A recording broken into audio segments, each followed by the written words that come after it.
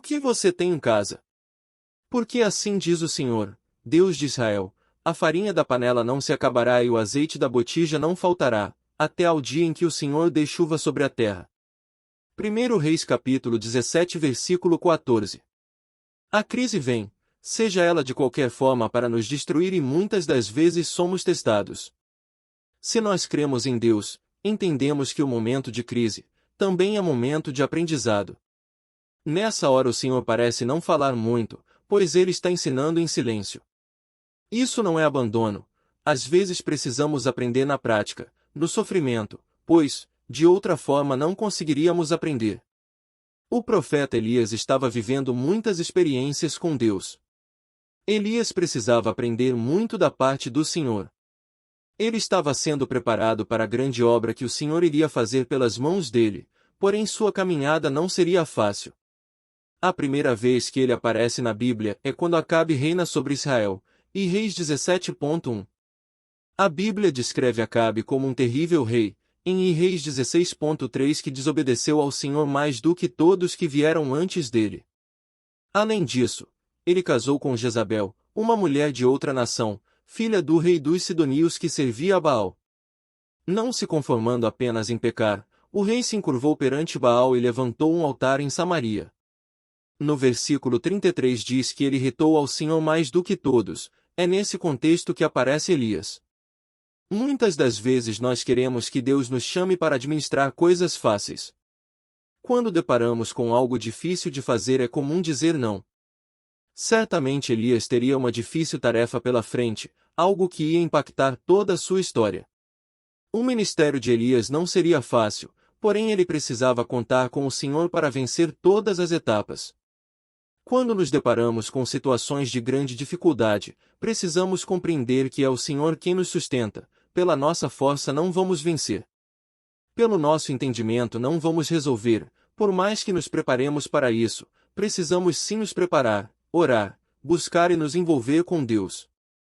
Porém, por mais estranho que pareça, Deus faz coisas que aos nossos olhos parecem ser absurdas. É muito difícil compreender os propósitos de Deus em nossas vidas. Ao meditar sobre essa passagem bíblica podemos extrair lições poderosas para a nossa vida. Vamos então meditar um pouco. Pelo menos 4 personagens relevantes nós podemos enxergar nesse capítulo. O primeiro personagem é um rei, cujo reinado está distante de Deus. Idólatra, casando-se com uma mulher idólatra de outro reino, sem interesse algum nas coisas de Deus. O segundo é um profeta, homem de Deus, sendo tratado pelo próprio Deus, para enfrentar toda a adversidade que iria encontrar pela frente. Um homem entregue totalmente ao serviço do Senhor. O terceiro é uma mulher, pobre, sem esperança, cansada de lutar, esperando somente o dia da morte, porém uma mulher que obedece ao Senhor, precisando aprender também do Senhor e conhecer seus milagres. Ao quarto é Deus, lutando pelo seu povo, por aqueles homens e mulheres fiéis que não aceitam a situação pecaminosa de Israel, ainda que diante de um quadro terrível, Deus vai à procura de seus adoradores e não os abandona. Nesse cenário difícil, vamos tentar aprender com esses personagens e aplicar em nossas vidas o melhor de Deus.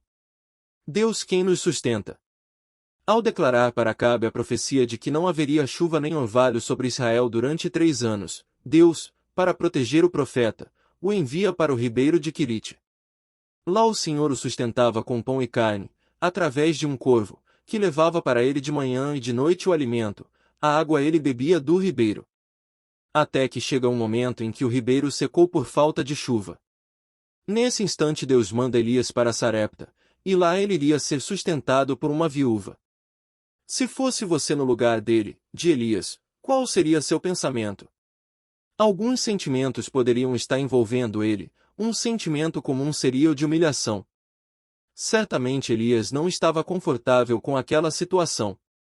Como se não bastasse o que aprendeu lá no ribeiro, ele precisava aprender ainda mais. Ele jamais poderia imaginar que seria sustentado por uma viúva. Elias poderia pensar, eu sou um profeta de Deus, por que Deus me deixou passar por isso? Não poderia ele mesmo prover as coisas para mim? Quando Elias encontra a viúva e pede um pedaço de pão, ela declara algo que seria impactante. Disse ela, Eu só tenho em casa um pouco de farinha e azeite. Eu e meu filho vamos comer e morrer. Imagina Elias tendo que pedir para uma mulher que só tem o sustento dela e do filho. Pensa no constrangimento que passou, porém ele precisava obedecer à voz de Deus e foi assim que ele fez. Precisamos aprender a obedecer. Aquela viúva estava no seu limite. Quando ela diz que vai morrer, significa que ela já tentou de tudo, já orou, se esforçou e nada adiantou. Ela só tinha o último recurso e imaginava que seria para os últimos dias de sua vida. Restava para ela um sentimento de impotência, de incapacidade. Era o fim, nada e ninguém poderiam fazer algo por ela. Não era apenas uma situação momentânea. Certamente essa mulher já vinha há dias pensando nesse último dia. Talvez pensasse ela: o que vou fazer? Meus recursos estão acabando. Quantos de nós vivemos ansiosos, preocupados, contando os dias para o dia da derrota? A luta diária, as dificuldades às vezes nos convencem de que nada mais vai acontecer. Porém a atitude da mulher é muito interessante.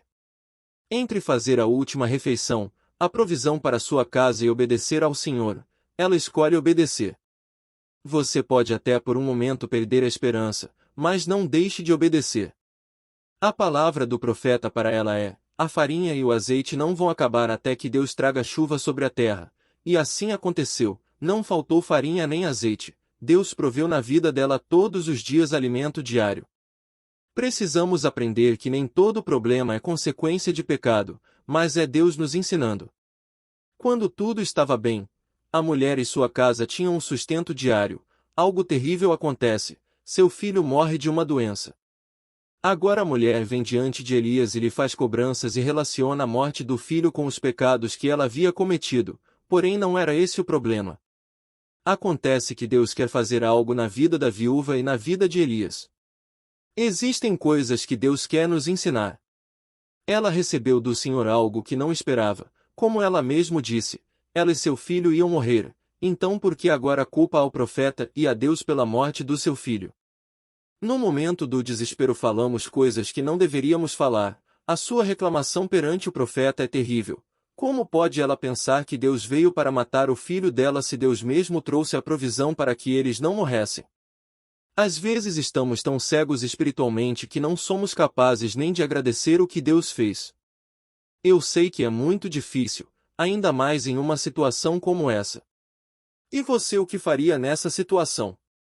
Precisamos aprender a tomar atitude no momento difícil. Elias também faz a sua oração e reclama com Deus, porém não fica chorando. Pega o menino, leva para o quarto e clama ao Senhor pedindo para lhe devolver a vida e Deus assim o concede.